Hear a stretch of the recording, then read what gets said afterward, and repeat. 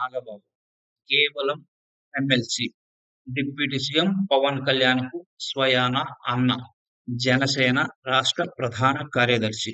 ఇంతకంటే నాగబాబు గురించి చెప్పుకోవడానికి ఏమీ లేదు. అయితే నాగబాబు పిఠాపురానికి వెళ్ళగా అపరిమితమైన బందోబస్తు ఇవ్వడంపై జనసేన శ్రేణులే ఆశ్చర్యపోతున్నాయి. మరికొందరు మాత్రం తమ నాయకుడి లెవెల్ ఓ రేంజ్ అని చెప్పుకోవడానికి భారీ బందోబస్తే నిదర్శనమని పోస్టు పెడుతున్నాయి.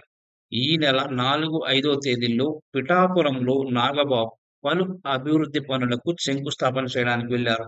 ఈ సందర్భంగా ఆయనకు భారీ సంఖ్యలో పోలీస్ బందోబస్తు చూసి జనం అవాక్కవుతున్నారు. ఆ బందోబస్తును చూసి పిఠాపురానికి సీఎం లేదా ఉన్నత స్థాయి పదవుల్లో ఉన్న వాళ్ళేమైనా వస్తున్నారా అని మొదట అనుకున్నారు. తీరా అసలు విషయం తెలిసి ఔరా అని ముక్కున వేలేసుకోవడం జనం వంతైంది. నాగబాబుకి భారీ బందోబస్తు ఏర్పాటు చేయడానికి ఆయనకేమి తీవ్రవాదుల నుంచి బెదిరింపులు లేవు. నక్సలైట్ల హిట్ లిస్ట్‌లో కూడా లేరు. అంతేకాదు మావోయిస్టులే అంతరించిపోయే పరిస్థితి ఇప్పుడు కనిపిస్తోంది.